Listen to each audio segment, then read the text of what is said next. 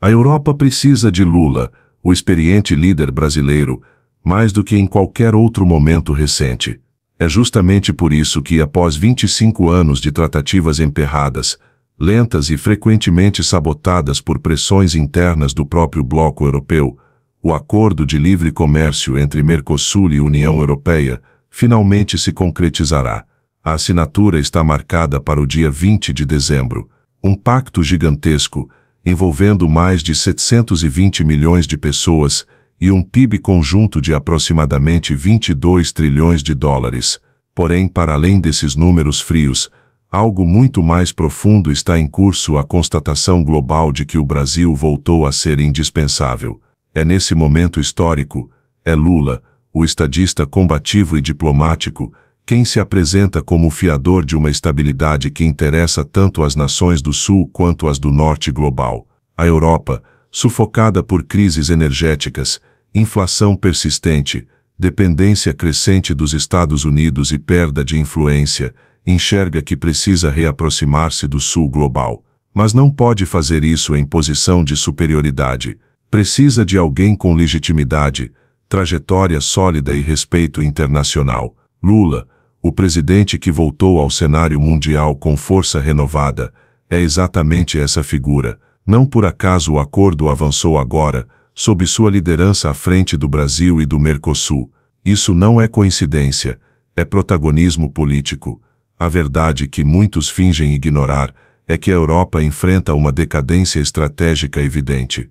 Desindustrialização acelerada, fuga de investimentos, dependência do gás norte-americano, guerra na Ucrânia, enfraquecimento da Alemanha, instabilidade na França e paralisia na Itália. A União Europeia entende que precisa abrir novos mercados, assim como garantir acesso a matérias-primas, alimentos, energia e parceiros que não estejam submissos ao tabuleiro geopolítico de Washington. A saída, a América do Sul. E quem pode conduzir essa ligação sem subordinação? O único líder que transita com naturalidade entre Macron, Scholz, Xi Jinping, Putin, Ramaphosa, Traoré, Biden e Maduro, Lula, o articulador incansável. Ele é o único com trânsito legítimo em todos esses polos de poder. Por isso, neste momento, Lula é mais valioso para a Europa do que qualquer outro dirigente sul-americano das últimas décadas. O avanço do acordo com o Mercosul só ocorre porque existe confiança no presidente brasileiro, confiança de que ele manterá compromissos ambientais, defenderá os interesses do Brasil, conservará uma diplomacia aberta e assegurará estabilidade em uma região que pode desestabilizar rapidamente se voltar a ser marginalizada. Mas Lula também sabe jogar duro. Ele tem plena consciência de que a Europa depende hoje muito mais do Brasil do que o inverso, e por isso, exige garantias, compensações, cronogramas concretos e cláusulas equilibradas.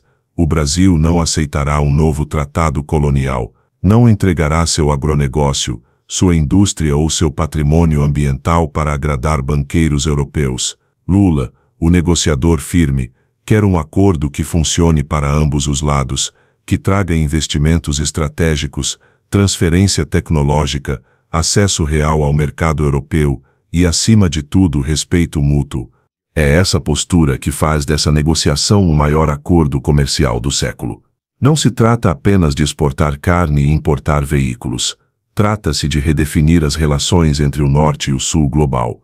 Trata-se de reposicionar o Mercosul e o Brasil como peça central das cadeias produtivas, nas discussões climáticas, nas transições energéticas e nas alianças comerciais que moldarão o futuro.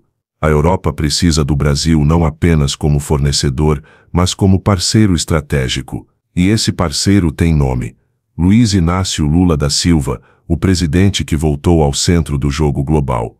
A assinatura do acordo no dia 20 de dezembro será histórica não apenas pela finalização após 25 anos, mas porque mostrará que a ponte entre o Norte e o Sul passa novamente por Brasília. E quem atravessa essa ponte de cabeça erguida é Lula, o habilidoso articulador. Após dialogar com líderes africanos, dos BRICS, do G20 e enfrentar o protecionismo americano, Lula se apresenta como o único capaz de conciliar interesses contraditórios.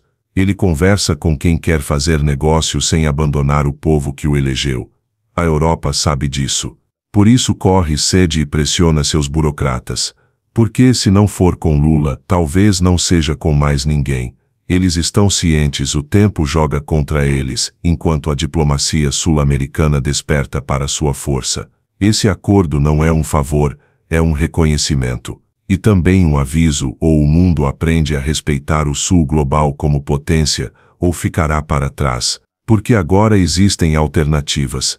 Existe a China, existe a África, existe a Rússia, existem novos mercados, novas moedas, novas plataformas de investimento. A Europa precisa se adaptar, e rápido. Por isso o nome que inquieta e fascina as chancelarias europeias é o mesmo Lula, a figura que retorna ao centro do tabuleiro internacional, não para pedir, mas para impor condições. O acordo Mercosul-União Europeia, costurado por Lula com precisão calculada, está longe de ser apenas comercial. Ele representa um reposicionamento geopolítico do Brasil. Em meio a crises simultâneas, econômica, energética, militar e ambiental, o país surge como porto seguro, não apenas por tamanho territorial, nem por seu potencial agrícola ou mineral, mas pela postura estratégica que Lula, o estadista respeitado, adotou a de um mediador soberano não alinhado, reconhecido por todos os polos de poder, capaz de negociar com a Europa sem se curvar, com os Estados Unidos sem se submeter, com a China sem se vender e com a África sem explorá-la.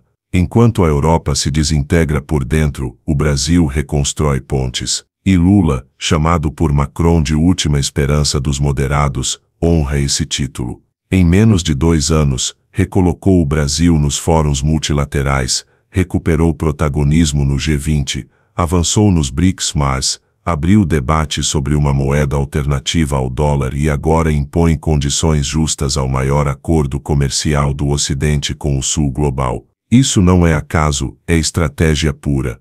É por isso que a elite europeia, hoje menos arrogante, senta à mesa com humildade. Eles perceberam que o relógio está correndo, com a China ampliando influência, com a Rússia abrindo novos corredores comerciais, e com os Estados Unidos cada vez mais isolados por sua própria soberba, a Europa só continuará relevante se tiver aliados que ainda não a rejeitam por completo. E esse aliado é a América do Sul, mas somente sob a liderança de alguém capaz de oferecer estabilidade, confiança e coordenação real.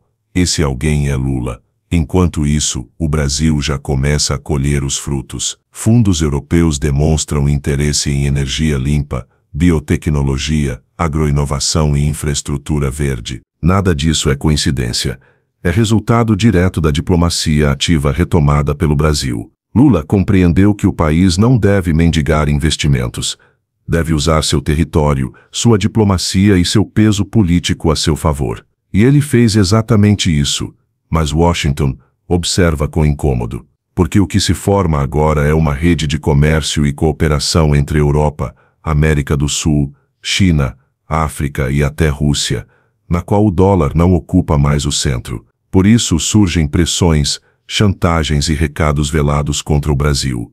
Só que o jogo virou.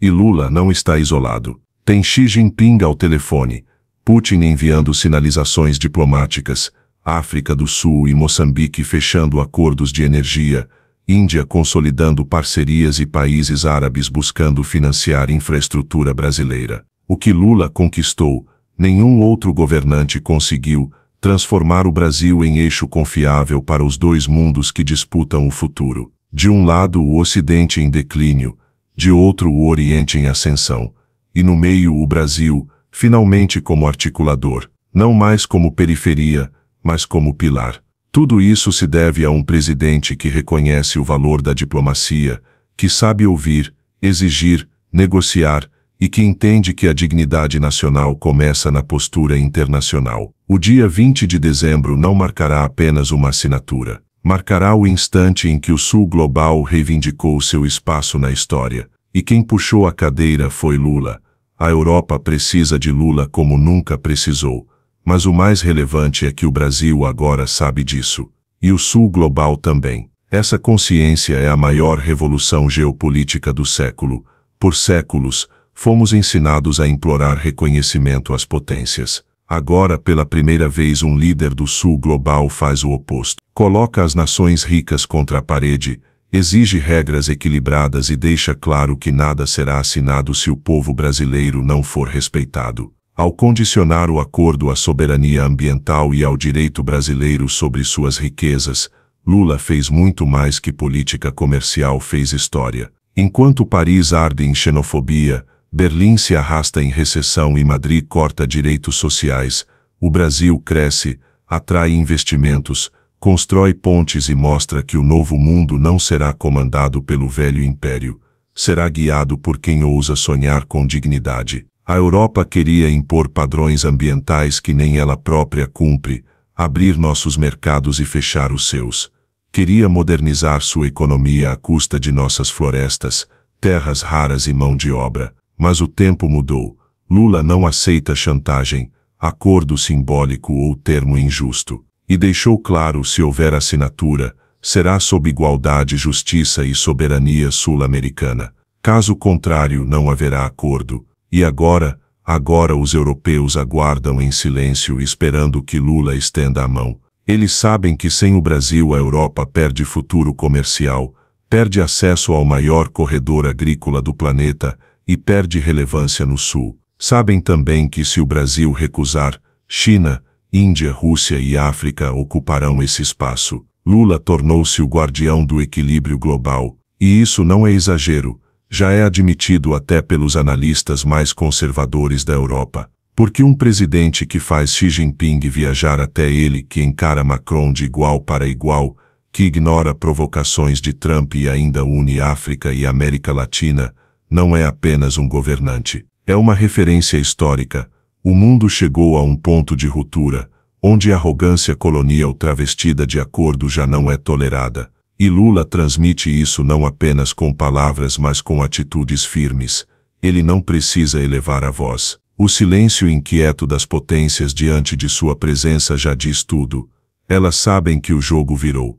Não se trata de idolatrar Lula, mas de reconhecer que sem figuras como ele, o Sul global continuaria refém de tratados escritos em inglês jurídico e impostos por capitais estrangeiras. Hoje não.